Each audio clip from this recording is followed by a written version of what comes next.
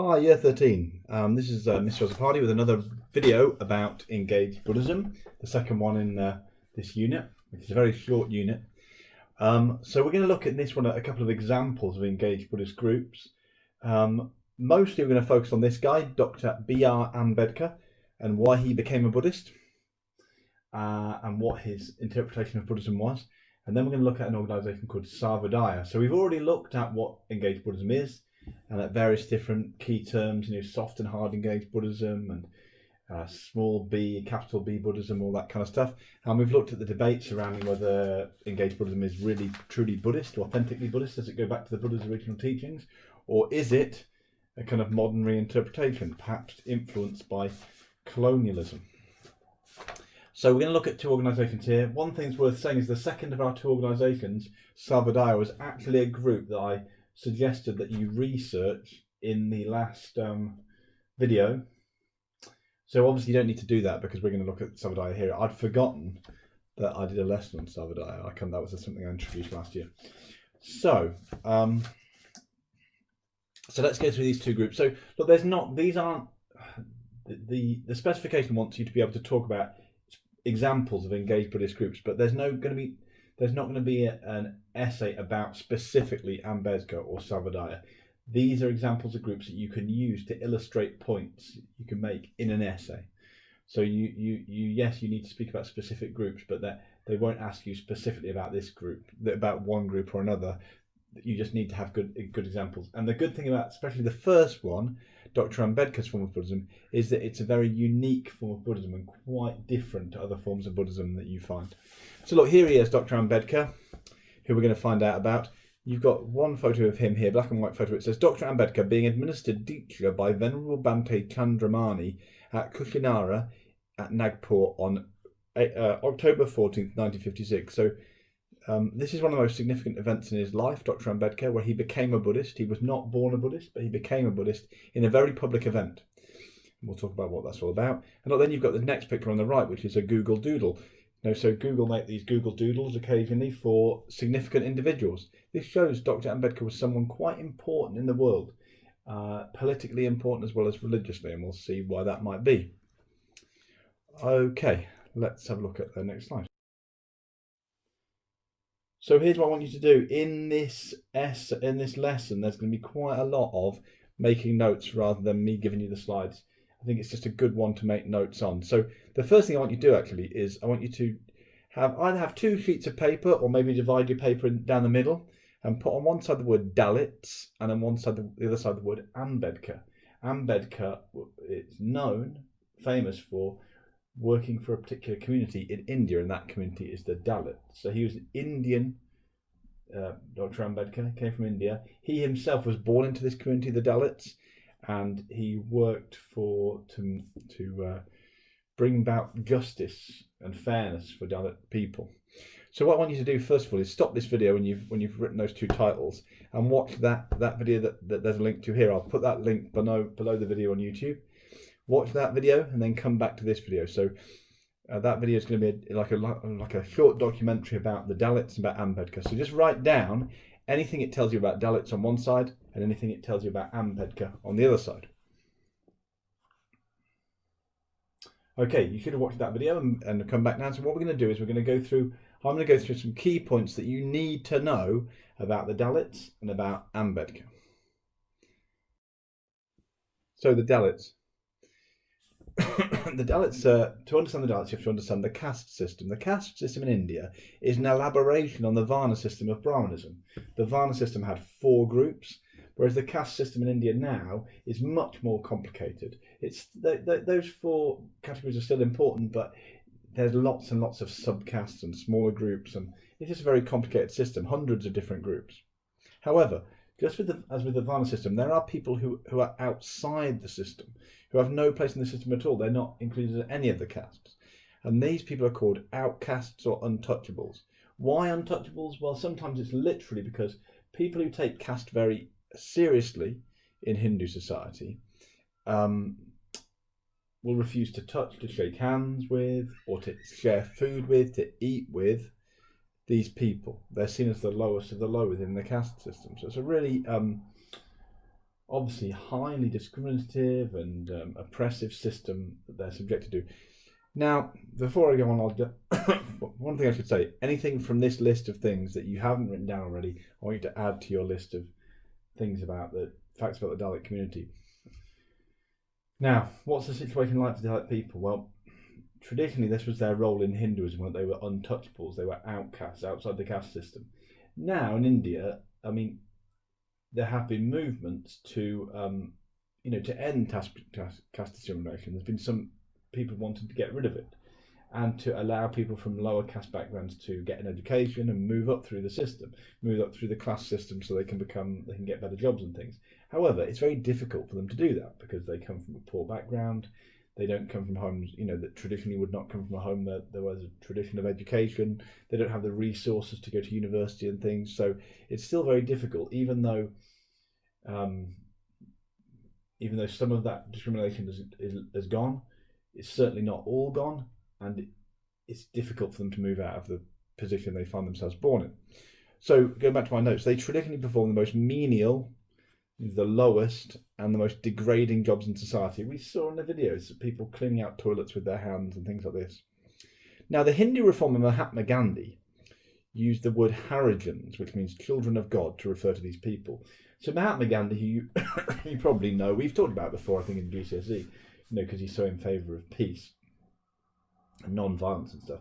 He was a Hindu, but he didn't like the way that the untouchables, the outcasts, were treated in Hindu society. He thought it was wrong, and so he tried to give a more positive view of these people by calling them Harijans, or children of God. He wanted people to treat them better, and in some ways that was a nice thing. But Dr. Ambedkar, who was a kind of peer of Gandhi's, he was someone who lived at the same time and was a political reformer at the same time as Gandhi, someone who fought for Indian independence just as Gandhi did. He actually thought that he disagreed with Gandhi's approach, because he basically said like this: well, Gandhi is including, by calling them children of God, he's including the outcasts as part of Hinduism. However, Hinduism has always treated them badly. He felt like he felt it was a bit patronising, basically, that Gandhi was kind of saying, oh, yes, we shouldn't treat them so badly. They're still part of Hinduism. But the point is, Gandhi didn't try and get rid of caste altogether. He just said we shouldn't treat them so badly. What Ambedkar said is that they should kind of acknowledge these people, that they're not part of Hinduism. They're outcasts. They're not included in Hinduism. And therefore they should reject Hinduism completely. And the word that he used to refer to this community is Dalit. And Dalit means oppressed. So basically, this is a word that people began to embrace to kind of say, well, look, we should talk about our situation like it is, instead of being patronised by Gandhi by saying, oh yeah, you count as part of the Hindu community even though you're right at the bottom, or instead of accepting that they're outcasts, they should just say, look, the situation with our group of people is that we're oppressed, we're treated badly by the rest of society, and we need to do something about it. So that's who the Dalits were. What about Ambedkar? So Ambedkar was born into a Dalit family in India. So he was born into this very poor, low-caste family. He was only the second Dalit to graduate from high school. So I've got the word graduate from twice there. Again, you should be adding anything on this slide that you need, although you shouldn't be writing the words graduate from twice. That's just a typo. He was the second Dalit to graduate from high school in India, which shows just how bad the situation has been historically for Dalit people. Generally, they were expected to go and get a job, and before they finished school, because they're not expected to get a very well-educated job. It also shows how educationally able Dr. Ambedkar was, because despite his background, he was able to graduate from high school and in fact do much better than that. So he went on to graduate, and he went on to graduate and postgraduate degrees in USA, UK and Germany. So this is a very well-educated person, someone with great academic ability, who really did well for himself. I apologise, I'm coughing all the time here, guys. Don't worry too much, because I had a test and I just got a cold. I came out negative on the test. So what did he do? He worked as a newspaper editor. He ran a newspaper. He was a college professor, and he was later the first Minister of Law in an independent India. So when India became an independent country, when it gained its independence from the UK, he was the first Minister of Law, a very high up position in the government, especially in a new government, because they're kind of creating the country afresh after British rule, and that means they had to do a lot in terms of like developing the constitution of the country and the new laws of the country, and he was vitally involved in all of that stuff. As well as doing all those things, he fought throughout his life for the rights of Dalit people, for equality, for better treatment of Dalit people. Now, he decided that Dalits should leave Hinduism because they're unequal treatment. He was just like, well, in Hinduism, this religion, he would say, is the cause of why these people have been treated so badly. They should just leave that religion. For many years after he left Hinduism, he researched different religions. He kind of made an announcement that he was going to convert to a different religion, but he didn't say what religion it was. And he kind of met with Sikh people and Christian people to explore their religions. Both of those religions have a lot of emphasis on equality. You know, if you think about Christianity, everyone's made in the image of God. In Sikhism, there's quite an emphasis on rejecting caste identity and things like that. However, in the end, he decided that the religion that he wanted to convert to was Buddhism. Now, the significance of his conversion is not just the significance of an individual person thinking, what religion should I belong to? Because he had a great following of Dalits. As this really educated and powerful person who was from a Dalit background, he had a big following amongst Dalit people that they would judge him to be their leader. And so when he converted, so did lots of other people. So he became a Buddhist by taking the refuges and precepts in 1956. Now, what does it mean, refuges and precepts? So what that means is, in Theravada Buddhism, it's common to become a Buddhist. It's common to say that the way you do it is you take the refuges and the precepts. So you basically just chant that you go to refuge for the Buddha Dharma, to the Buddha Dharma and Sangha. So that's Buddhang Saranang Gacchami, Dhanam Saranang Gacchami, Sanghang Saranang Gacchami. So you're basically just saying, these three things are the three things I take refuge in. And then you chant the 5 precepts that all Buddhists have to follow, you know, not to kill and to steal and to avoid intoxicants and all that kind of stuff. So he chanted those things. It'll be in Pali language out loud. But he didn't just do it in like a private place or in a temple or something. He did it in an open air gathering with along with 380,000 of his Dalit followers. So 380,000 people converted on that day. So it's a huge event. I can't think that there can possibly be a time when more people have converted in one go to Buddhism. Due to his influence, the number of Buddhists in India went from 181,000 in 1951 to 3,250,000 in 1961. So look, Buddhism was essentially just died out in India. You know, 181,000, yes, you might think that's a lot of people, but compared to the population of India, it's hardly anything, really. So there was virtually no Buddhists in India in 1951, and suddenly there were like 3.25 million by 1961. Most of them Dalit converts. So it made a huge difference. And he wrote a book. His book was called The Buddha and His Dharma, and that book explained his view of Buddhism. So this is where you're going to use your handout. For the next task, you're going to need to first read the handout that says Dr. Ambedkar's interpretation of Buddhism. This is just basically, this handout is bullet points based on that book, The Buddha and His Dharma. It just summarises some of the things he said in that book. So when you've read the handout, I want you to complete these tasks. Pick it. So the first one, which 2 parts of Ambedkar's interpretation of Buddhism are the most radically different from traditional Buddhism? Gives reasons for your answers. Number 2, identify one aspect of Ambedkar Buddhism which is similar to traditional Buddhism. Number 3, is Ambedkar's religion really Buddhism? Give you reasons for your views. Number 4, is Ambedkar's Buddhism an example of hard or soft engaged Buddhism? Give reasons for your views. So for that last one, you might need to look back to your notes from last lesson. But look, to give you some help, I'm just going to read through this interpretation of Buddhism and see what I think about it. Let's look at these bullet points. Firstly, he rejected the 4 Noble Truths, seeing them as later additions by monks and not the teachings of the Buddha. Secondly, he accepted that suffering, that should be the typo there, is the main concern of the Buddha's teachings, but he argued that suffering is caused not by craving, but by social exploitation and material poverty. So look at these two things that are a huge deal.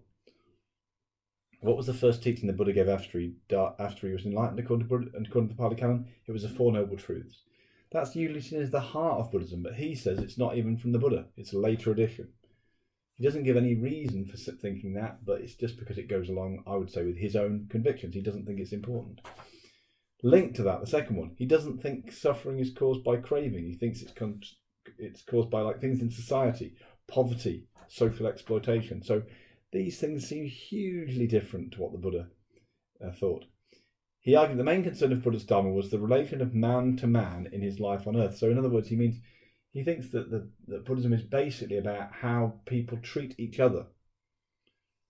That's strange because I might have said, well, isn't it mainly about enlightenment and how to overcome personal suffering? So that seems like an interesting difference. He accepted the Eightfold Path, but saw it as not as a way to reach nirvana, but as a way of removing injustice in society. Next one, he argued that the ultimate goal for Buddhism is a kingdom of righteousness upon the earth. So look, we've generally thought that the aim of Buddhism is to escape samsara and to get to nirvana, whereas he seems to think that the aim of Buddhism is to make life fairer, to make life society more just, more equal, to treat each other better. That seems different. Next one, he did emphasise the importance of controlling and overcoming desires. So there's something in common with normal Buddhism. But only as an aid to moral behaviour, craving and desire is to be overcome because it can lead to immorality. So, he would be, say, when we think about in Buddhism about overcoming craving, the idea is that craving won't bring you happiness because the things you crave are impermanent. But in his interpretation of Ambedkar, craving is bad because it leads to selfishness, which can cause suffering for other people. So it's a big difference about why he doesn't like craving. He argued that because they have been transmitted orally, the Buddhist scriptures were not 100% reliable and had been distorted over time. That's an interesting point. That gives him something in common perhaps with some secular Buddhists. He thought that to work with... typo here. He thought that to work out which Buddhist teachings were authentic, so I should say work out there, we could apply the criteria of rationality and usefulness. Do the teachings make rational sense, and will they add to the welfare of humanity? If so, they should be accepted. Again, very similar to secular Buddhists. He rejected the teachings of karma and rebirth and focused only on applying Buddhism to this life. Again, a bit like secular Buddhism. Next, he emphasised that the Buddha rejected varna and accepted people from any background into the Sangha. Well, that is a bit more... that's true, but that's a bit more, and that's a bit more like mainstream Buddhism. He was critical of the monastic Sangha, seeing it as giving too little emphasis to social service. When he became a Buddhist, he was initially reluctant to take refuge in the Sangha. He just wanted to take refuge in the Buddha and the Dharma, but was eventually persuaded that only if he took refuge in all three jewels would his conversion be considered legitimate. So he wasn't very interested in the Sangha, probably because, the Sangha, we might traditionally associate them with like removing yourself from society and trying to get enlightened, whereas he thinks that Buddhism should be about making the world a better place. So look, you could have lots of stuff to write about for 1, and you could have stuff for 2. Is it really Buddhism? Well, it all depends. Do you think that he's gone too far away from the Buddha's teachings? I would say that even though I think what he did was an admirable thing, a good thing, it's not really what the Buddha taught. That would be my assessment. Is it an example of soft or hard Buddhism? Well, what do you think? I would say it's an example of hard engaged Buddhism, because soft engaged Buddhism is more about kind of trying to get to nirvana, trying to meditate and develop your mind, but as a kind of side effect of that, also helping people a bit more. But his isn't about that at all. Nirvana is irrelevant to him. It's all about changing society. So it's hard engaged Buddhism. Okay, make sure you have those notes, and that's everything for Dr. Ambedkar. I suppose what's most interesting for me is that we can use it as an example, a very strong example of hard engaged Buddhism, and it's also useful because it gives an example whether or not we think that engaged Buddhism as a whole goes against the Buddha's teachings. This is an example that clearly does seem to not, to be against early Buddhism. This, if we would say a question came out like, is to what extent is engaged Buddhism a distortion of the original Buddhist teachings? Well, we might argue that, if we looked at the stuff from Christopher Queen last time, perhaps engaged Buddhism as a whole is not a distortion, but it seems that Ambedkar's form of engaged Buddhism is in some ways a distortion. Okay, next thing we're going to look at is Sarvodaya Shramadana. So Sarvodaya is a Sri Lankan Buddhist organisation, engaged Buddhist organisation, and this is an example of a Buddhist organisation which is a bit more what's the word? A little bit like Ambedkar's organisation, but it's a little bit less extreme. Whereas Ambedkar doesn't seem interested in nirvana or spiritual development at all, and only in changing society, Sarvodaya is more interested in both together. So I'm going to go through some points. I want you to pick out key points as we go through and write them down. The skill here, I suppose, is having enough but not too much information, because, like I said, you're not going to ask an essay about Sarvodaya, so it's more that you would be able to use them as an example in your essays. So you need to just get the stuff that you need. I will be talking about what you might need as we go through. I should say there's a video there that you might want to watch. I'll put that in the link below below this video. I don't want you necessarily to make notes of that video, but just to give you an impression of who they are and what they do. Okay, Sarvodaya is a Sri Lankan organisation founded by the Buddhist layperson A.T. Ariyaratne in the 1950s. He's quite a well-known person in Sri Lanka. I think he's that. I don't know if he's alive or dead now, actually. I have to see. But he's a very famous person in Sri Lanka. So that's what you need to know, that it's Sri Lankan and it's founded by him. It works for economic development in poor areas of the country. It also promotes peace and psychological well-being through meditation. So look, already you've got this combination of two things. It works for things in the world, but also for like the peace of mind that comes through meditation. So economic development, so helping poor people, promoting peace, but also promoting a good psychology through meditation. The way it typically works is they go to an area, where a poor area of the country, and they set up a council of local people in the area that they're helping. They have discussions with that council of people to determine the nature of the support that is given. So they'll basically don't just go in there and tell the people, we're going to give you this money for this, or we're going to give you this. They ask the people, what do you want? What kind of project would be useful? And they have a discussion about it. The sorts of things they do is set up schools, medical clinics, other basic necessities. Lots of parts of Sri Lanka are very poor, and so they need those things. There is also a focus on using loans to enable people to set up sustainable businesses. So the idea is they go in there and give people loans so they can set up a business, and then that person can support themselves.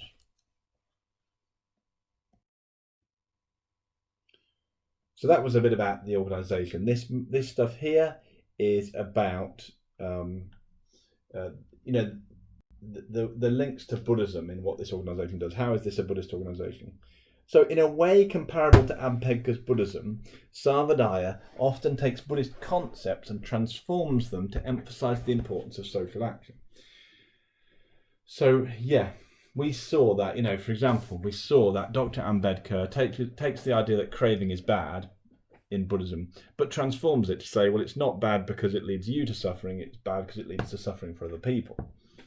So in the same way, Ariyaratne in Sarvodaya takes Buddhist concepts and reinterprets them slightly. I would put down 2 of these examples. You're not going to need 3.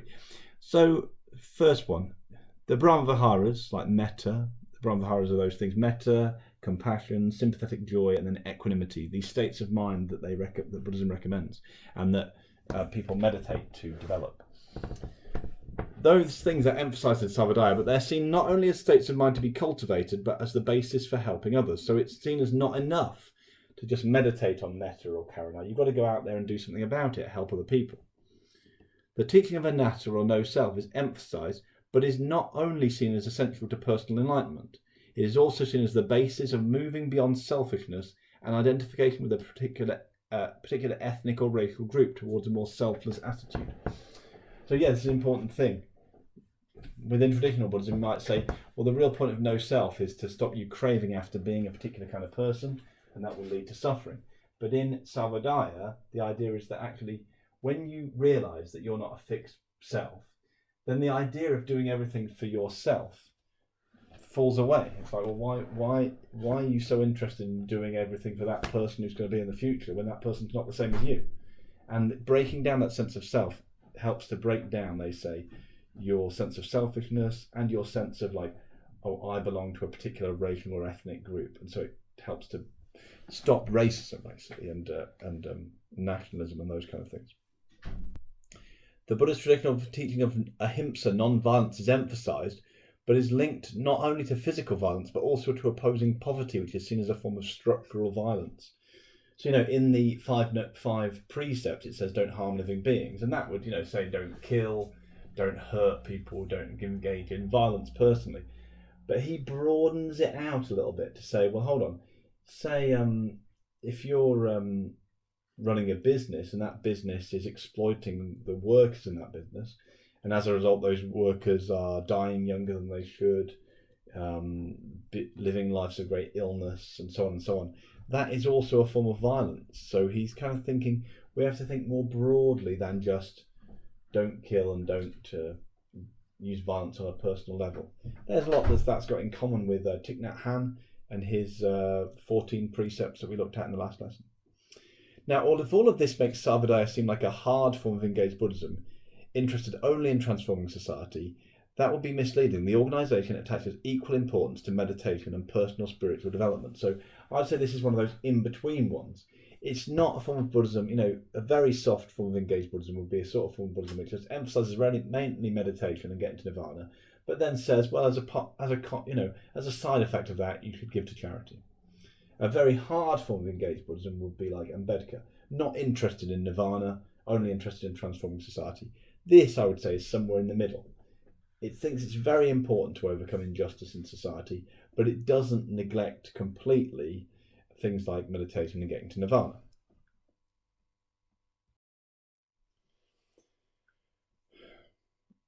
We definitely need to have some kind of note of this. Sarvodaya is a good example of small b Buddhism. That term we looked at last time, and it's created by this Thai Buddhist reformer called Sulak Sivaraksa. So in Sri Lanka, particularly since the colonial period, there's been a strong emphasis by many monks on capital B Buddhism. That is, focused on protecting the Buddhist identity of the country and the rights of the Buddhist people. This has often involved attacks on the rights of religious and ethnic minorities in the country. So it's very much the idea in Sri Lanka since colonialism, where there's a kind of a pattern that often happens in former colonial countries. Under colonialism, Buddhism certainly was treated as a second-class religion. Christianity, the religion of the colonial powers, was given more emphasis, and people who converted to Christianity and had Christian-sounding names and stuff like that would have been favoured under the British under colonialism. So it's not surprising then that after colonialism there was a feeling among Buddhists that Buddhism should re-establish its place in society. And so in Sri Lanka you'd have a lot of things like building of Buddhist statues in public places, trying to get a special place in the laws of the country, a special place to recognise Buddhism as the official religion of the country, all those kind of things. On the downside, though, that's often involved creating conflict between the Buddhist majority of the country and the religious minorities of the country. Who are Christian? There's Christians, there's Hindus, and there's Muslims. There's significant people of all those religions in Sri Lanka, and so there's kind of a sense had grown up of this capital B Buddhism. Buddhist monks trying to really establish this is a Buddhist country. This is a Buddhist country for Buddhist people, and we should have strong rights for the Buddhist people of the country. All that kind of thing. That's capital B Buddhism, but Sarvodaya was completely the opposite of that. So by contrast, Sarvodaya emphasizes the application of Buddhist principles of metta and karuna to all people, regardless of their race or religion. In the 1980s, when ethnic violence in Sri Lanka was at a peak, Sarvodaya worked to bring communities together, arguing that Sri Lanka's identity as a Buddhist country was only worthwhile if people followed the Buddhist teachings of non-violence and loving kindness. So yeah, in the 1980s, it was a very difficult time in Sri Lanka. There was a lot of violence, and a lot of it carried out not so much in the name of Buddhism, but by people who identified as Buddhist and wanted to, how they saw it as, protect the Buddhist identity of the country. Now, yes, Sarvodaya basically and Aryaratna basically say there's no point being a Buddhist country if we're not actually living by Buddhist principles, if we're not actually living by principles of metta and non-violence that the Buddha taught. So they would rather put those into practice than spend a lot of time thinking about this is a Buddhist country, it should be protected.